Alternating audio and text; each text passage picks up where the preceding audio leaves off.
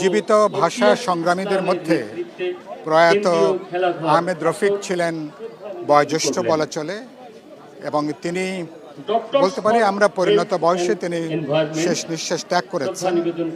আমাদের ভাষা আন্দোলনের প্রবাদ প্রতিম যে সমস্ত ব্যক্তিবর্গ যারা এইটার ভাষা আন্দোলন নেতৃত্বদায়ী ভূমিকা পালন করেছিলেন, আহমেদ রফিক তার মধ্যে ছিলেন অন্যতম।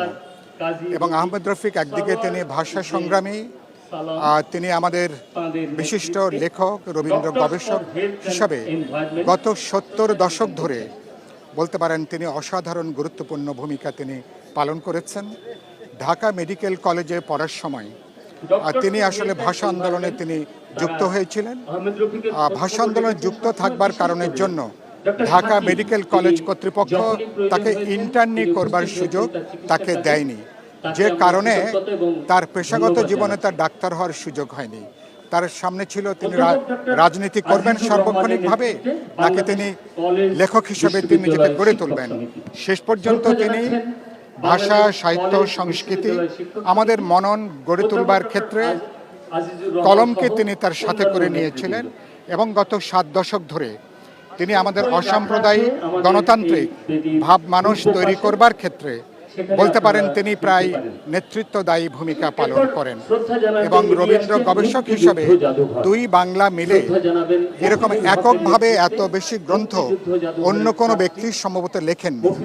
ফলে আর গুরুত্বপূর্ণ ভাষা আন্দোলন এটা যে কেবল ঢাকা বিশ্ববিদ্যালয় কেন্দ্রিক একটা আন্দোলন ছিল না, এটা যে সারা তৎকালীন পূর্ব বাংলার বিভিন্ন জনপদে ভাষার লড়াইটা যে ছড়িয়ে পড়েছিল, তিনি তথ্যপাত্য গবেষণার মধ্য দিয়ে ভাষার লড়াইটা যে জনগণের লড়াই পর্যবেসিত হয়েছিল তার তথ্য গবেষণা এটা তিনি হাজির করে দিয়েছিলেন। আর গত তার এই ৯৬ বছরের জীবনে শাসকদের কোনো অনুকম্পা তিনি লাভ করার চেষ্টা করেননি, কোনো পুরস্কার, কোনো স্বীকৃতি। তার বিশ্বাসকে, তার যে কমিটমেন্ট, সেই কমিটমেন্ট থেকে তাকে বিচ্যুত করতে পারেনি। তিনি অসাধারণ অমায়িক মানুষ ছিলেন, স্বল্পভাষী মানুষ ছিলেন, এবং তিনি প্রচার বিমুখ তিনি মানুষ ছিলেন।